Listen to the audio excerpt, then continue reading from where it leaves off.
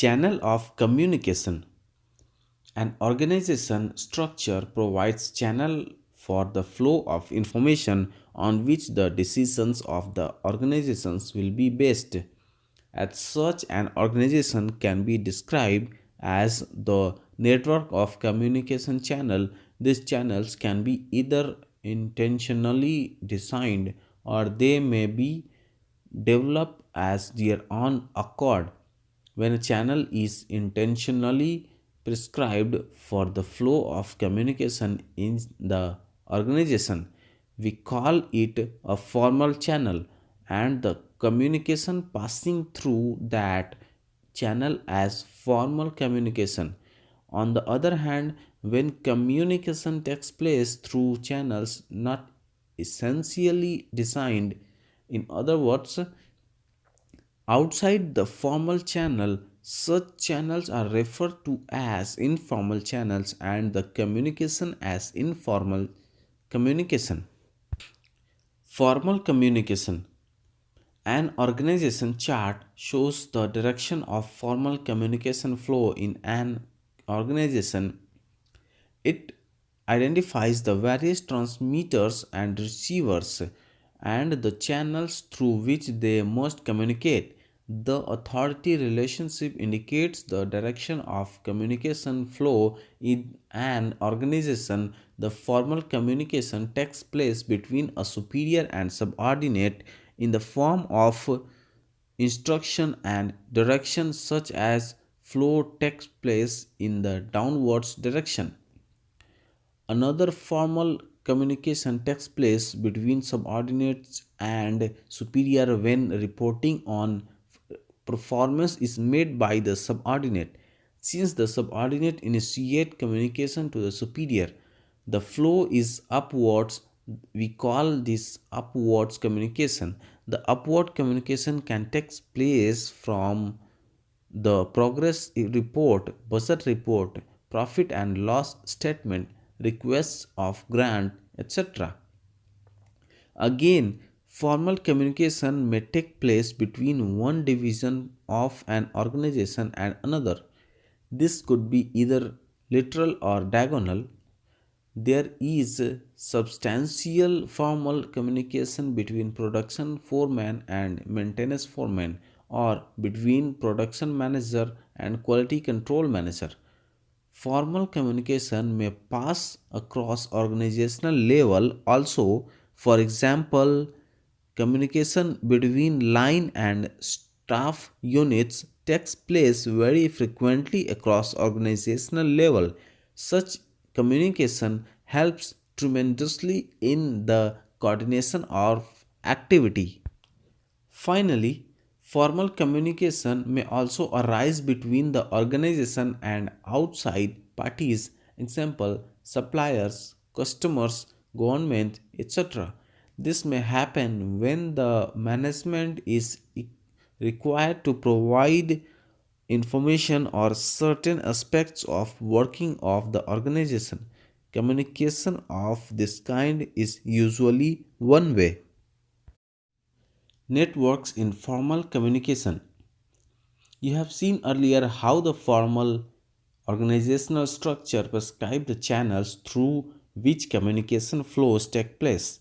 These channels are designed to keep the flow of information in the orderly manners and to protect the higher level of managers from an overload of unnecessary information. However, the way in which these channels are designed and work can affect the speed and accuracy of information as well as the task performance and satisfaction of members of the group, such as managers have to think of how best to design the organizational structure and the communication network which meets the requirement of the situation.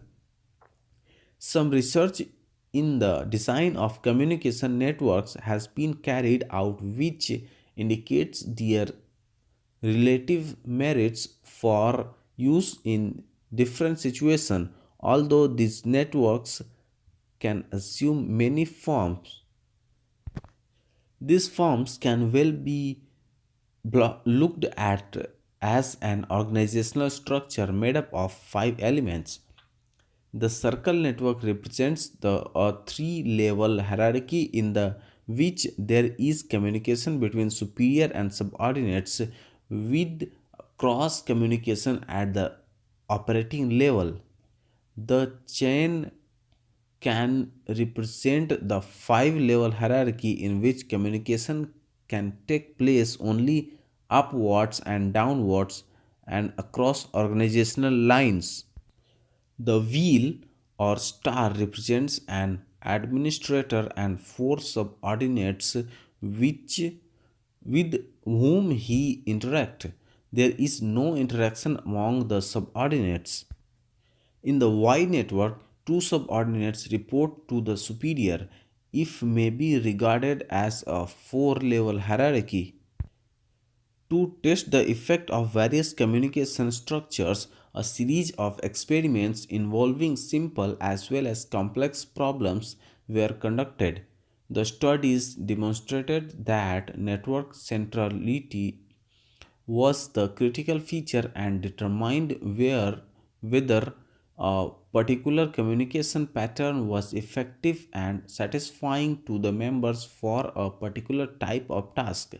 An index of relative centrality was developed for this purpose in order to determine who occupied the central position in which network. It was found that Y and star networks are highly centralized, with C occupying the central position. The circle and chain networks were found to be centralized, with no member being able to influence all other members. Further, experiments to determine how performance and attitudes were affected by different communication networks showed that centralized network performed faster and more accurately than decentralized network. Provided tasks were comparatively simple, the complex tasks, however, the decentralized networks were comparatively quicker and more accurate. The emergence of a leader and the satisfaction of group members was also affected by the centrality of network. In centralized group, whether the tasks were simple or complex, one person who occupied the central position by virtue of control of information emerged as a leader. In decentralized network, no one position could emerge as the leadership position. As far as the satisfaction of group members is concerned, it was found to be higher in decentralized network in all types of tasks. Satisfaction was higher in the circle, highest in the chain, lower in Y, and the least in the star pattern.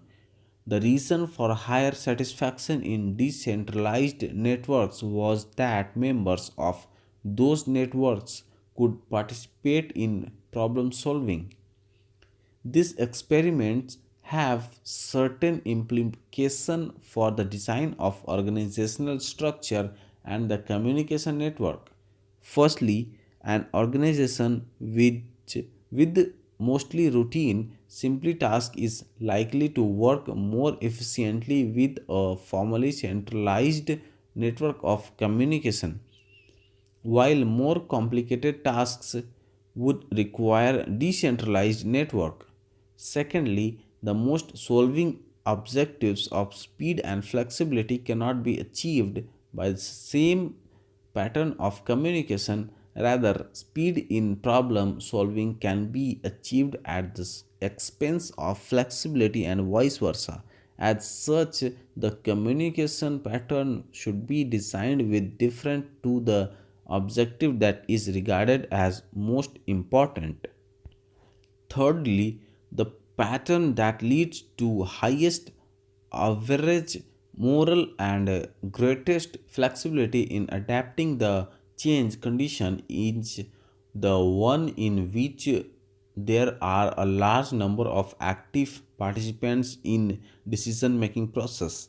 Lastly, access to information is an important source of power in organizations. We were so far explaining to you the communication patterns that are made use of the formal communication in an organization. You are, of course, aware that along the formal communication exists another organization known as informal organization, which has its own channel for communication. We shall now have a look at the formal informal communication and its channel. Informal communication.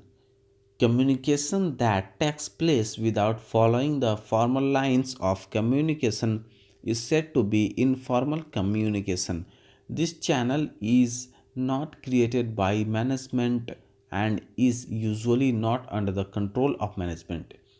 An informal system of communication is generally referred to as the grapevine because it spreads throughout the organization with its branches going out in all directions in utter disregard disregard of the level of authority and linking members of the organization in any direction. The informal communication arises as a result of employee needs for informal information which are not met by the formal channel. It has been observed that problems related to work and unfavorable reaction of to various organizational practices are transmitted through informal communication. Since the channel was flexible and established contact at personal level among members of organization at different hierarchical level, the grapevine spreads informal faster than the formal system of communication, as has been pointed out in the unit on planning the and organizing. About 10 to 40% of employees receive information or misinformation about the organization and its members through informal channels of communication. In contrast to the formal communication, which moves on slowly from one person at one hierarchical level to another at the next hierarchical level, the grapevine transmits informal from one person to a group of person much more rapidly in a cluster chain arrangement. The cluster chain is made up of individuals who act as informal source. Each individual passes the information to several others, some of whom repeats the message to others.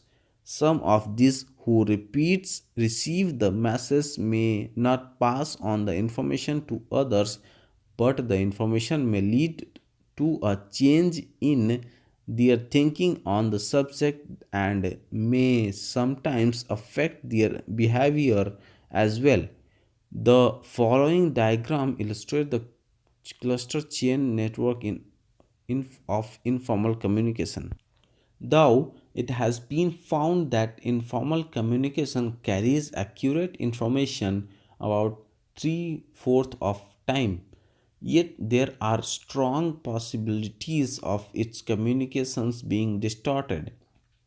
This happens because of process of filtering whereby each members of the cluster chain acting as a kind of filter passes on only that part of communication which he regards as important. The receiver is left to fill in the gaps and complete the story according to his own imagination. This naturally leads to a very great distortion of the real situation and may at times cause serious problems in the organization. The characteristics of grapevine has been summarized by Keith Davis as follows. A. People talk most when the news is recent. B. People talk about things that affect their work. C. People talk about people they know. D. People working near each other are likely to be on the same grapevine. People who contact each other in the chain of procedure tend to be on the same grapevine. You have seen that the grapevine is a fast and a substantially accurate channel of communication. It has a tremendous capacity to carry information both helpful and harmful to the formal organization. In most cases, it carries information which the formal channels may not or will not carry. The manager's responsibility, therefore, lies in utilizing the positive aspects of the informal channel of communication and in minimizing the negative aspects of this channel. In order to do this, what is the manager can do is to identify the members of the organization who usually seeks the spread information. It is possible that inform- different individuals are active at different times, but usually it will be found that some individuals tend to be more active carriers of information than the others. After identifying such peoples, a manager can use them as sounding boards if it is distorted that misleading rumors are circulating. It may be desirable policy on the part of the manager to release the official information in order to clarify the situations. At times, management may even find the informal communication channel more useful in transmitting information than the formal channel. A common method of using informal communication is by planned leaks or strategically planned just between you and me remarks, which would obviously reach all parts of the organization much more quickly than any kind of communication through formal channel.